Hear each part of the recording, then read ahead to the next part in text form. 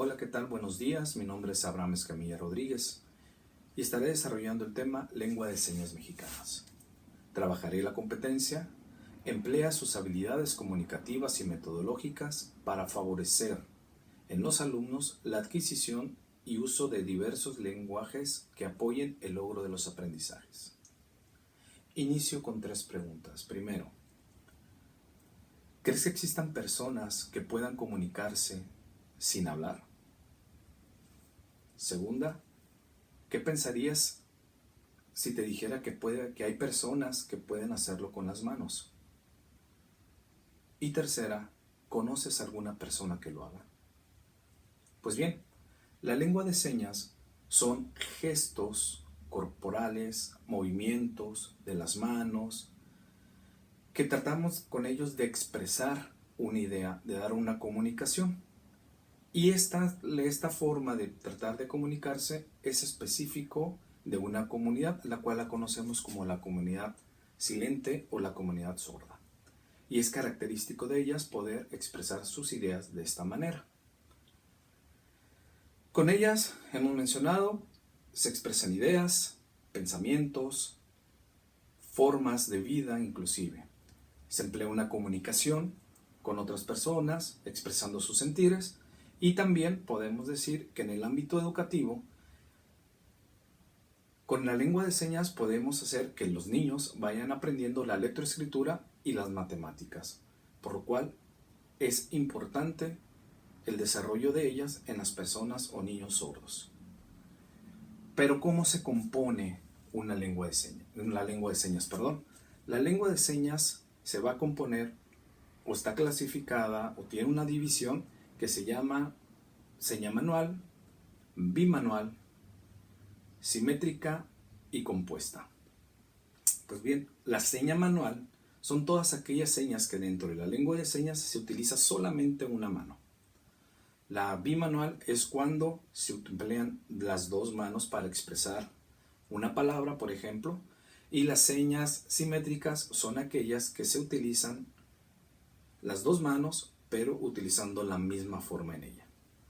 Y las señas compuestas son aquellas señas en las cuales podemos utilizar dos movimientos diferentes de la mano.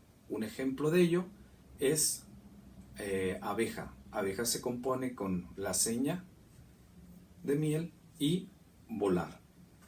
Eso sería un ejemplo de una seña compuesta. De una seña bimanual pudiéramos utilizar la palabra gracias, utilizamos las dos manos, y de una seña simétrica utilizamos la palabra forma, por así decirlo, donde utilizamos la misma idea. Y la seña manual es, por ejemplo, si yo nada más hago un movimiento con una sola mano. Hasta ahí vamos claro, ¿verdad? Posteriormente a ello también se dividen o tiene una existencia la cual se denomina icónica, arbitraria, inicializadas y numéricas. Por ejemplo, las icónicas son aquellas señas que me representan de aquello que yo estoy hablando. Por ejemplo, si yo quiero decir árbol, la forma icónica o la seña que es una forma icónica es de esta manera, la cual que si yo la llego a ver me representa de lo que estoy diciendo. Ejemplo, el árbol, podríamos decir lo que es el tallo y las ramas, ¿verdad? Se parece a lo que viene siendo lo que es la palabra que estoy diciendo. La arbitraria, son aquellas señas que hago un movimiento pero no tiene referencia a lo que digo. Por ejemplo, la palabra novio, nada que ver el movimiento o la seña con lo que yo quiero expresar. O las inicializadas, que en este caso son las palabras que utilizo la letra correspondiente como inicia, pero en el alfabeto dactilológico de la lengua de señas. Por ejemplo, manzana.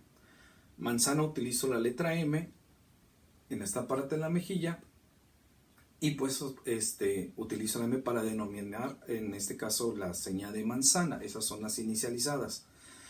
Y por último, las numéricas. ¿Cuáles son las numéricas? Son aquellas señas que voy a utilizar los números que se representan, la forma en que se representan los números en lengua de señas, para decir una palabra. En este caso, para yo decir mujer, voy a utilizar la forma de número 1 en esta parte, y eso es utilizar un ejemplo, el número 1. Si yo digo, quiero utilizar el número 6, puedo utilizar una seña en la cual yo diga Augusto. A la vez estoy utilizando una seña simétrica, ambas manos están siendo la misma forma.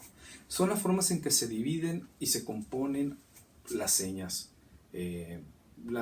Pues sí, más que nada las señas. No tanto la lengua de señas mexicana, ni tampoco la lengua de señas de algún otro país, que es diversa, ¿no? Cada una de ellas. Sin embargo, ahorita lo que estamos viendo son específicamente las señas.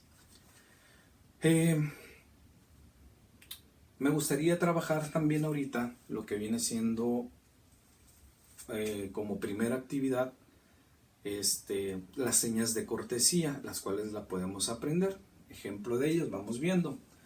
Me gustaría que se aprendiera. ¿Por qué? Porque con ellas podemos trabajar una comunicación breve y sencilla. Vamos trabajándolas. Vamos a decir, por ejemplo, de esta forma, la palabra hola. Aquí empleo una palabra inicializada. Esta letra es la letra H en el alfabeto manual y la utilizo para decir hola. Buenos días, buenas tardes y buenas noches. ¿Cómo te llamas? ¿Cómo estás? ¿Bien? ¿Mal? Mucho gusto o gusto, mucho, adiós, gracias y de nada. Estas son unas series de palabras con las cuales podemos hacer una breve comunicación, que esa sería una primera actividad que habría que desarrollar. Por ejemplo, si yo doy la indicación, sería escribir en tu cuaderno con estas palabras que vimos un pequeño diálogo. Segunda actividad, cambiarla al lenguaje de señas con lo que ya hemos aprendido. Y tercero, sería practicar con tus alumnos o con tu compañero, o practicar básicamente este diálogo que se hizo, para lo cual determinado tiempo. Se determina un tiempo, perdón. Pues bien, aquí les pongo un pequeño diálogo breve, sencillo, para trabajar, y vamos a repasarlo para que quede mayormente entendido. Hola. La otra persona contestaría, hola. Buenos días. Buenos días. ¿Cómo estás? Bien. ¿Y tú? Bien. Gracias. De nada. Adiós. Adiós. ¿Por qué el intercambio? Nada más para poder determinar que una persona está platicando y la otra persona está respondiendo. Sin embargo, cuando estas dos personas están trabajando o están dialogando, harán la seña con su mano dominante correspondiente y su mano base correspondiente. No hay ningún problema por ello. Una vez hecho este ejercicio, lo que yo pretendo, ahora sí, como conclusión, es que me reflexiones sobre lo que aprendiste en la clase y obviamente logrando mis competencias. En este caso, pudiera hacerte algunas preguntas como ¿crees que te sean de utilidad las señas de lengua? ¿Crees que te sea útil la lengua de seña en algún momento de tu tiempo? Segunda, ¿cómo crees que se sentiría una persona sorda al poderse comunicar con personas oyentes o personas que no son iguales a ellas? Tercer pregunta, comenta la experiencia que tuviste al realizar el ejercicio de diálogos de lengua de señas con tus compañeros. Y por último, ¿crees que sea importante aprender la lengua de señas mexicanas? ¿Y por qué? Pues bien, hasta aquí sería el desarrollo de mi clase. Aquí sería mi clase muestra, agradeciendo su atención a todos ustedes y esperando les sea útil la información. Hasta luego.